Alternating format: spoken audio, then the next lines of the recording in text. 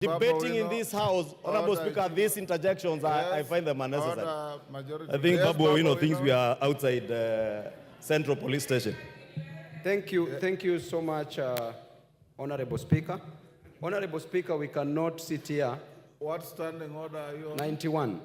91. Honorable Speaker, why is it that it's only my standing orders that you are confirming, Honorable Speaker? The rest you are giving. Babu Owino, everybody has been subjected to the same treatment. What I want to say is very important and urgent, Honorable Speaker. Yes. Yes, what is out of order? Thank you, Honorable Speaker. Honorable Speaker, I've heard the submissions made by Honorable Ichungwa, and I want to say that at first I thought that they were important and detailed, but I've just realized that the important parts are not detailed and the detailed parts are not important. He's talking about manufacturing. Honorable Speaker, I want to educate Honorable What Ichungwa. is out of order?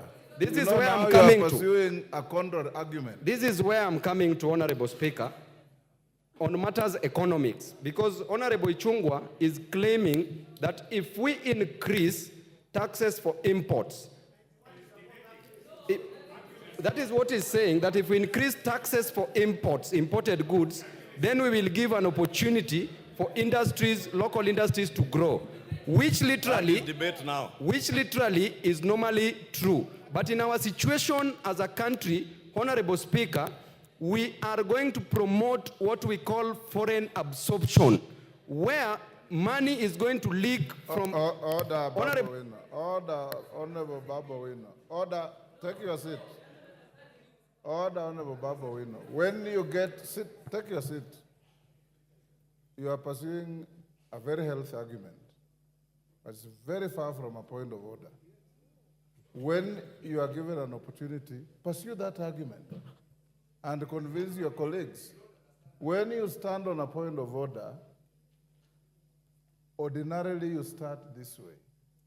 Mr. Speaker, is it in order for the member on the floor to say this and this and this, when in fact the fact are this and this, or contrary to this standing order?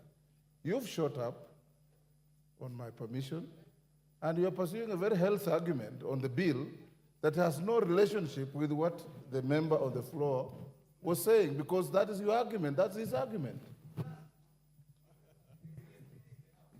Thank you, Honorable Speaker, for that guidance and protection. Honorable Speaker, I was saying many of the amendments that have been proposed by the Finance Committee in a big way cure the numerous concerns that Kenyans had over this finance bill. And therefore, that's why I want to plead with this Honorable House, let us do what is right.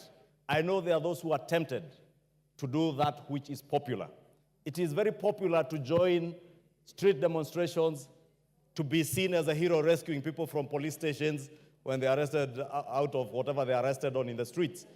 But as a leader, and we are here as leaders, Honorable Speaker, as a leader and as leaders, Honorable Speaker, we must do that what is right.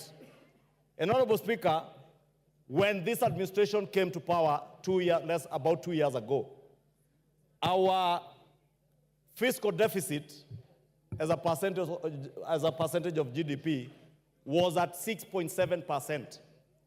We were projected to borrow 1.1 trillion shillings, Honorable Speaker, in the first year of this administration. That today, Honorable Speaker, with the budget that this House adopted 2 or 3 weeks ago, has gone down from 6.7 to 3.4%. That is on account of sound economic policies. It is on account of doing what is right rather than what is popular. Honorable Speaker, I know many of these members have been intimidated around the country, being told, utatupata 2027, or you get us in 2027. I want to give you the highest assurance. What the people of Kenya will judge you against is whether or not you are able to deliver on the promises and the pledges you made to them on delivery of services. It shall not be possible to deliver services, to build roads, to build schools without generating revenue for the country, Honorable Speaker. We cannot be a country that lives on debt, Honorable Speaker. And I'll beg for additional time because of the interjections, Honorable Speaker. Honorable Speaker, 2 years ago, we were not just surviving on borrowed money.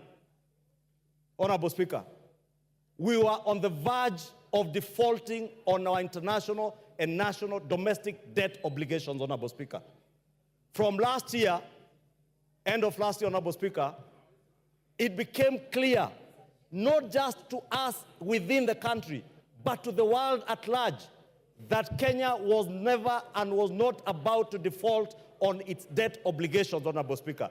That is why, Honorable Speaker, today, unlike 2 years ago when the price of unga was at a high of 260 shillings, today the price of unga is at a low of 100 shillings, courtesy of the right economic policies and not what is populist.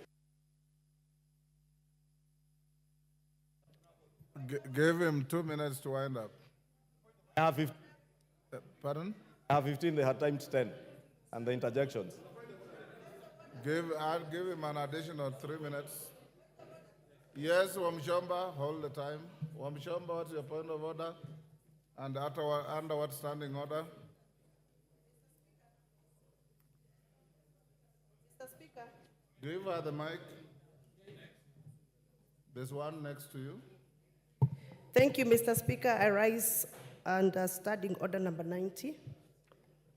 As a member who has pecuniary interests on matters sanitary towels, as a user, because I'm a user, do I qualify?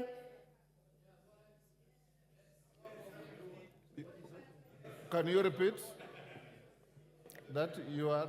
I am standing on the strength of standing order number 90. Yes. As a member who wishes to speak on this matter of sanitary towels as a user. That's yourself. Yes. You are out of order. Take your seat. If you had in the morning the Honorable Tenda Molo, although he did the right thing wrongly, when you challenge somebody take your seat, under Standing Order 91, you're challenging the member on the floor who has pecuniary interests, not on the basis of your own pecuniary interest. Go ahead. Thank you, Honorable Speaker. Honorable Speaker, I was saying 2 years ago, unga, when we speak about the cost of living, unga was at a high of 260 shillings. Today, unga is at a low of about 100 shillings, Honorable Speaker. Honorable Speaker, our exchange rate, the Kenya shilling to the dollar, almost a year ago, it was at a high of 162 shillings. Today, it is at a low of 128 and still going down, Honorable Speaker. Courtesy of the right economic policies, courtesy of pursuing what is right rather than what is popular, Honorable Speaker. Honorable Speaker, in the past, we have suffered what was described as state capture, Honorable Speaker. This bill, Honorable Speaker, in a big way addresses the question of state capture. Honorable Speaker, there are companies in this country that have survived largely on what is called tax expenditure and manipulating the system around tax expenditure, Honorable Speaker, especially around the question of VAT refunds. This bill, Honorable Speaker, is addressing the loopholes that bedevil our country through people who are well connected, who use the system to beat the tax system, Honorable Speaker, exploiting tax refunds to make bigger profits for their companies, Honorable Speaker. Honorable Speaker, speaking to state capture, Honorable Speaker, we built an SGR infrastructure over 10 years ago. You have 1 minute. You would be shocked today, Honorable Speaker, there are people who are still claiming tax deductions around buildings that were done with the SGR. This bill is bringing to an end from the 1st of July those deductions courtesy of the SGR, Honorable Speaker. And therefore, I know there are people who are mobilized because they have been benefiting from the system, Honorable Speaker, hiding behind civil society, funding civil society, Honorable Speaker, and the civil society, Honorable Speaker, mobilizing negative propaganda against this bill. I want to implore our members, do what is right. Do what is good for the economy. Do what is good for your generation, future generations, Honorable Speaker. What will secure our nation's economy, not that. Your time is up. Nabi Nabwera. Nabi Nabwera.